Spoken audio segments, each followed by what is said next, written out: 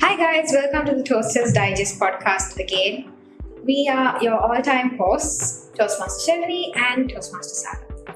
Today we have a very special guest here with us, Toastmaster Thevinu Gunawardena. He's an active Toastmaster with a passion for debating as well as table topics. He has also won first place at the table topics contest at club level this year.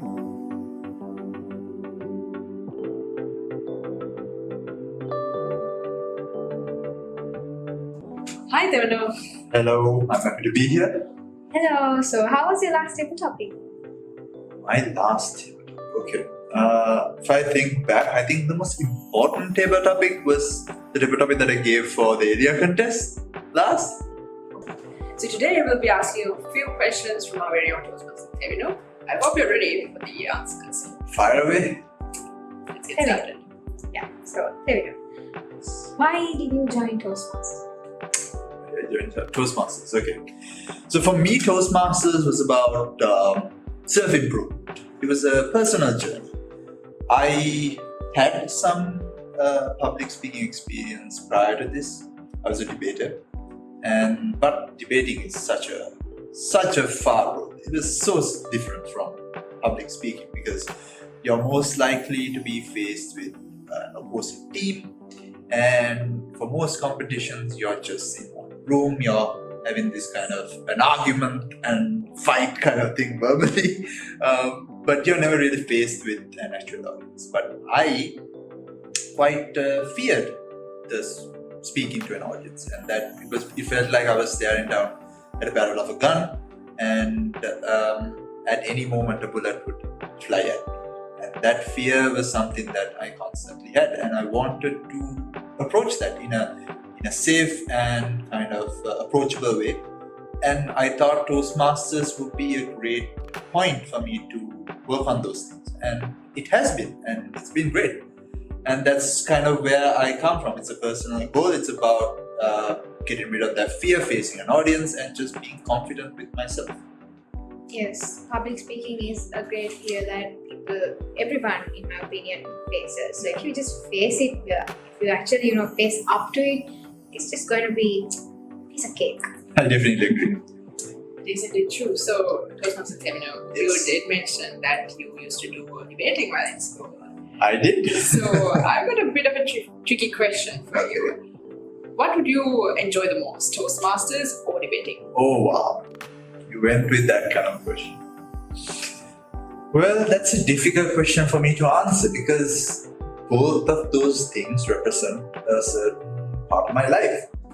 I started obviously debating when I was 13, 14. Our school's English debating team at the time was up and coming. And it was a transformative experience for me because from experiencing, that's where I sort of learned that, okay, I like this. I like this entire thing. Because of that, it was, I would say, part of my identity. It made me who I am in a certain way. And I can't deny that kind of influence and that kind of effect that it had on me.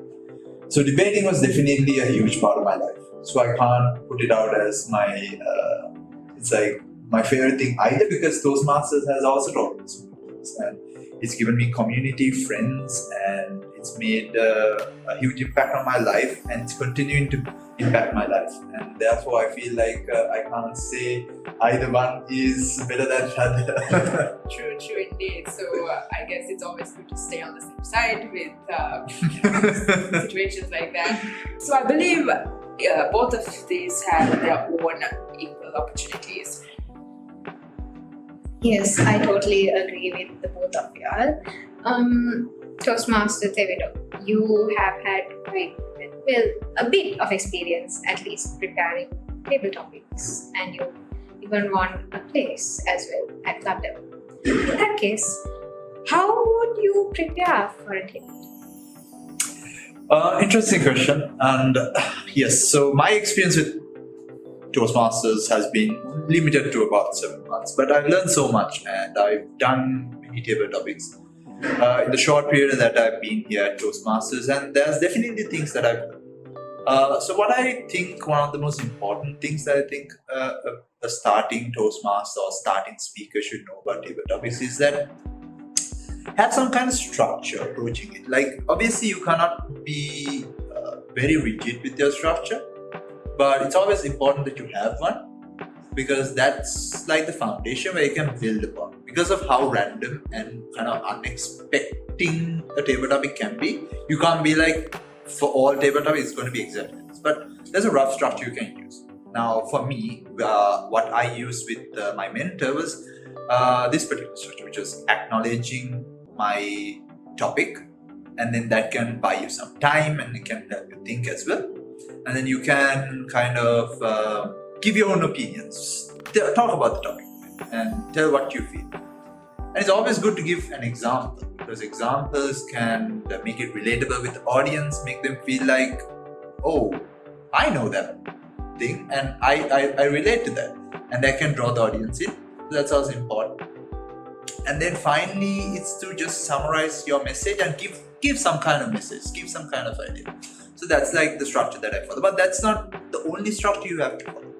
You can follow, for example, if you have heard of the author Rudyard Kipling, he has a particular way of structuring arguments called the 6 honest serving men.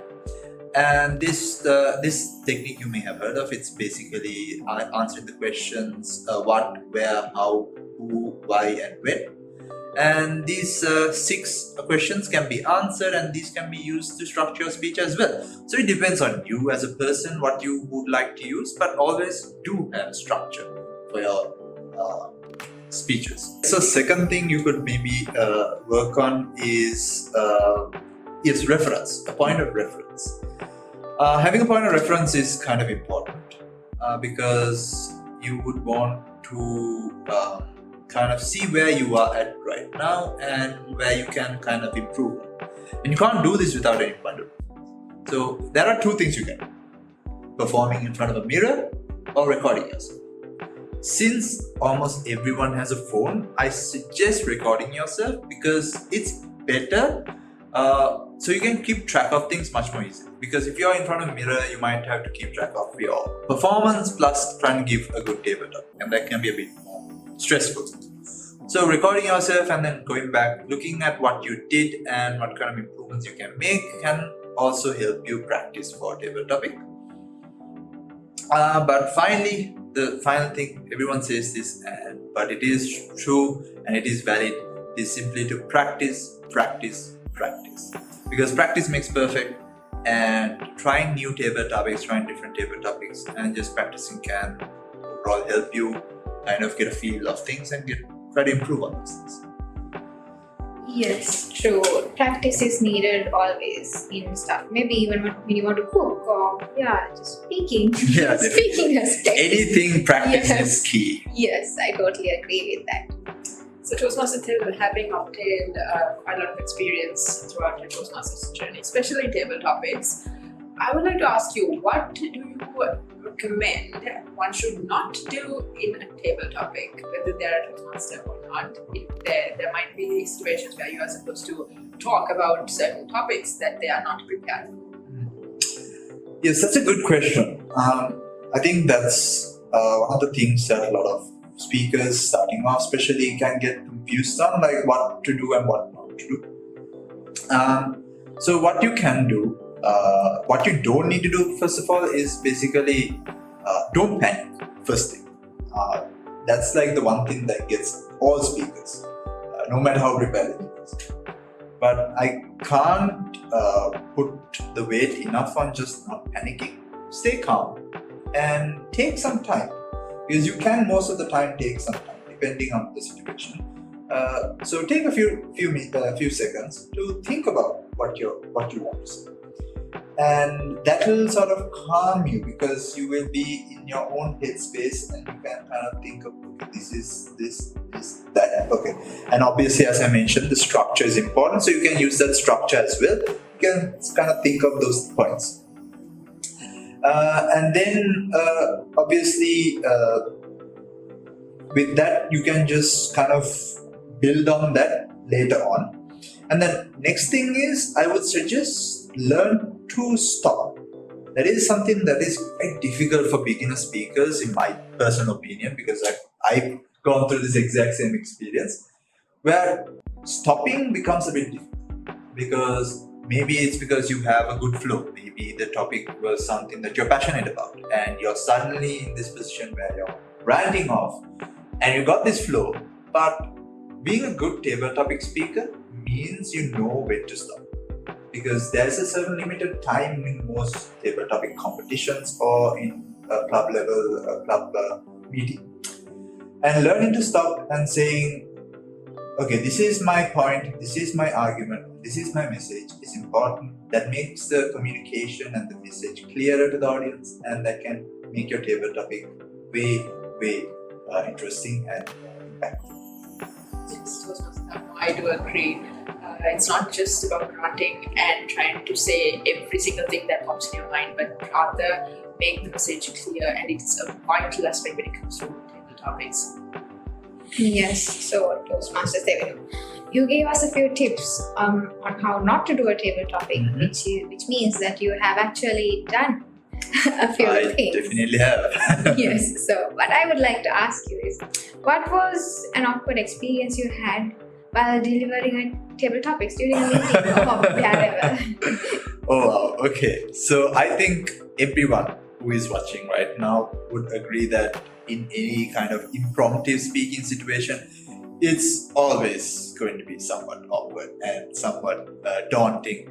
But I do definitely have some rather unhappy, disgraceful table topics. And look, as an audience, don't be kind of, you should not be shy or feel bad about those kind of experiences, because those experiences help you learn. And even if you're one of the most greatest speakers out there, you'll still make some mistakes at some point, and those mistakes kind of form you, motivate you, and build. And for me, that was a particular meeting. It was a team meeting, and I was there, and I got a particular table topic, which was quite long, mind you. It was a very long, very descriptive table topic, and I couldn't answer that. I had 2 minutes, and I was silent for the whole 2 minutes. I didn't say anything. So that scenario, I was completely silent. What I regret and what I learned from that was, say something, because your input, no matter what it is important. And it's when you get that opportunity to speak, especially to an audience, say something, because maybe maybe one person even could resonate with your message, resonate with what you have to say. And even though it's different and it could be awkward, just say something, because there's always something to learn in saying, and there's someone to be heard. Yes, true. Being able to at least, even if you can't twist the topic, at least giving something from experience or whatever that relates to you. That's part of being a table topic speaker, a good table topic speaker in that case. Definitely. Yes, so Thevinu, you should talk in Toastmasters about how people's lives were changed or how they were enriched. Now, I would like to ask you the same question. How has Toastmasters improved your life? Wow, okay, so this is something very personal to me. And I would say that Toastmasters has definitely enriched and brought value to my life. Not just in terms like, obviously, speaking comes to my first thing, right? I become more confident in front of an audience. As I mentioned, Sarah, about my fear, it was definitely something that I was hugely an issue for me, but now it's slowly becoming something. I do have fear, but slowly becoming something that I can handle, that I can deal with.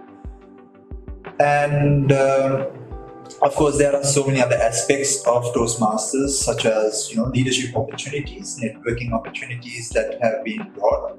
Not only that, I've garnered an amazing community within Toastmasters. There are a variety of people, various ethnicities, groups, cultures, religions, and I've experienced wonderful people who have shared wonderful stories and wonderful walks of life, right? And those have also enriched my life because they've helped me to understand different perspectives. especially with Toastmasters, it's very interesting because it's all about speaking from heart, and speaking from giving speeches is about delivering something that is impactful with a message, and oftentimes that requires dealing with emotion, intelligence, logic, perseverance, and all of these things. And those kind of things always come up in meetings, in speeches, and they can really help you grow as a person, to improve your emotional intelligence, not only emotional intelligence, but your logical skills and everything else, and obviously with other soft skills as well. So all in all, great experience. So far, it's been an amazing ride.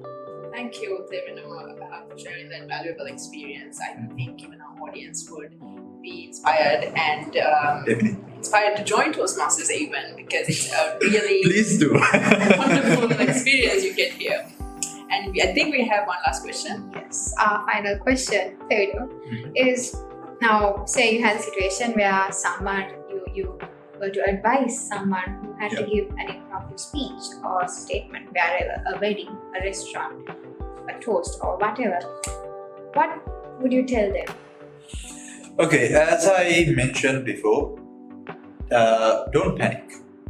Take the opportunity, because as a speaker, as someone that wants to speak or would love to, take the opportunity, because when it's presented to you, you might not get that opportunity again. So take it. Don't be afraid. And the second thing is, take some time to prepare. Now, this can change according to situation. Sometimes you can prepare for, you might have more time or less time. Let's take a toast, for instance. You may be informed an hour prior, maybe more or less, but still you have some time where you could jot down some things, have a bit of structure, and kind of address a few things that you maybe want to address in that particular situation. But for table topic, for instance, in competition or club, you may not get that opportunity. You may get 30 seconds or less to kind of think of something. But use that time effectively. Think of use that structure as I mentioned before, and have a structure in your head, and kind of build on that and add some points, and kind of go out there and just speak and say what you have to say, and don't be locked down or bottled up because of some fear or some anxiety that you may feel. That may be a valid emotion to have, but try it out, because you may never know what it may lead to. And it's always a great thing to speak up and to take up those opportunities. Yes, facing up to your fears, like you said earlier, trying new things enriches your life, in my opinion. Yes. Yeah. I think we have a lot that we discussed, which will be beneficial for everybody who's listening in. That's true. And there's a lot to take away from Toastmaster Thevinu's experience and his suggestions on building up your speaking techniques. I think that brings us to the end of our podcast. Yes, thank you, Thevinu, for joining in with us. It was my pleasure. It was enjoyable time. We enjoyed it too with you. So, guys, this is the Toasters Digest podcast again. We are your hosts overall. Thank you for joining with us. Stay tuned for more episodes.